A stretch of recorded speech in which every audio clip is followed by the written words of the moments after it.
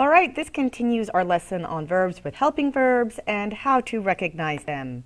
So by the end of this lesson, you will be able to define helping verbs, recognize, identify, and use helping verbs, and find helping verbs in a verb phrase, including when they're separated from the rest of the verb phrase.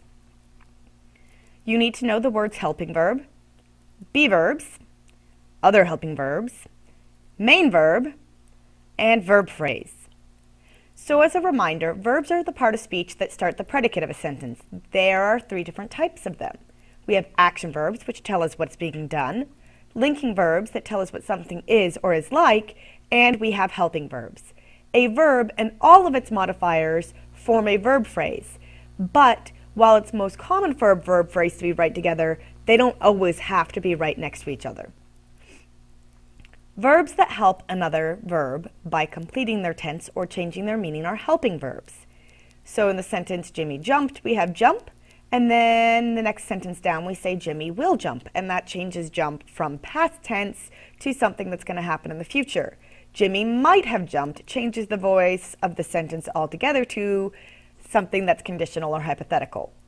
Because helping verbs modify a verb, they help to form a verb phrase, and that's made up of at least the helping verb and the main verb, which is your action verb or the big verb that's being done in the sentence. Be verbs are the most common helping verb, just like they're the most common linking verb. So if a be verb isn't a linking verb, it's actually a helping verb. And if a be verb is with another verb, you know it's a helping verb. So remembering am, is, are, was, and were, being, been, will help you see helping verbs versus linking verbs, etc.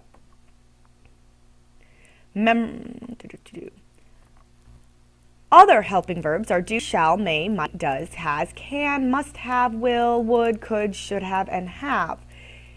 These verbs also come from a similar family: can and could, should and shall, may and might, do and does, did is another helping verb, have and has, had, all of those words come from the same family.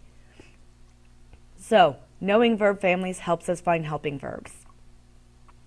To recognize a helping verb, we need to know that the main verb is always the last verb in the verb phrase, and that has to be an action or a linking verb. All the verbs that come before it are helping verbs. Back in our example sentence, we see where Jimmy jumped, then he will jump. He might have jumped, which shows us that helping verbs form verb phrases, and they modify other verbs by helping them form their tense or voice.